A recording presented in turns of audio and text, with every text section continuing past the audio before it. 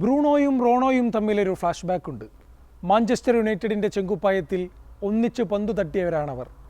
United coach ടെൻഹാഗും റോണോയും തമ്മിലുള്ള സ്വരച്ചേർച്ചയില്ലായ്മകളിൽ Bruno നിലയുറപ്പിച്ചത് കോച്ചിനൊപ്പം.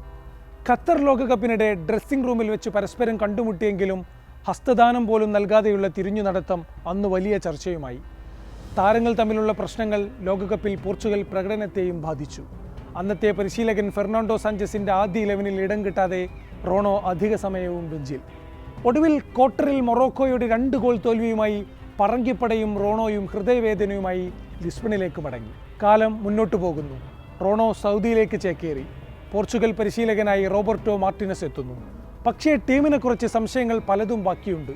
Check റിപ്പബ്ലിക്കിനെതിരെ ആദ്യ മത്സരത്തിൽ ജയം പിടിച്ചെങ്കിലും താരങ്ങൾ തമ്മിലുള്ള ഒത്തിണക്കമില്ലായ്മ മത്സരത്തിലുടനീളം കണ്ടിരുന്നു.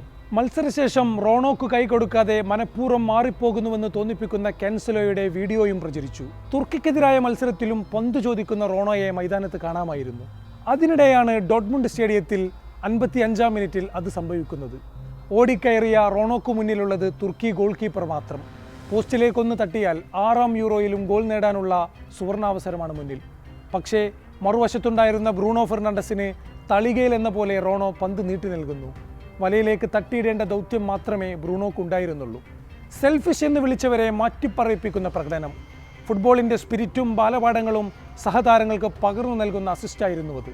ഈ അസിസ്റ്റിലൂടെ മറ്റൊരു നേട്ടത്തിലേക്കും 39-കാരൻ നടന്നുകയറി. 7 എണ്ണവുമായി യൂറോയിൽ അസിസ്റ്റുകളുടെ പട്ടികയിലും ഒന്നാമത്. ഇതിനകം യൂറോ ചരിത്രത്തിലെ ഏതാണ്ട് എല്ലാ റെക്കോർഡുകളും പേരിലുള്ള ഇതിഹാസത്തിൻ്റെ ഏടിലേക്ക് പുതിയൊരു റെക്കോർഡ് കൂടി. ഈ ടീമിൽ എനിക്ക് അഭിമാനം.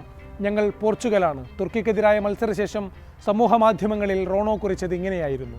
അതീവ സുരക്ഷയിൽ നടക്കുന്ന യൂറോ കപ്പിൽ പോലും ഗ്രൗണ്ട് കയ്യേറി 5 പേരാണ് ഇന്നലെ റോണോക്കരികിലേക്ക് എത്തിയത്.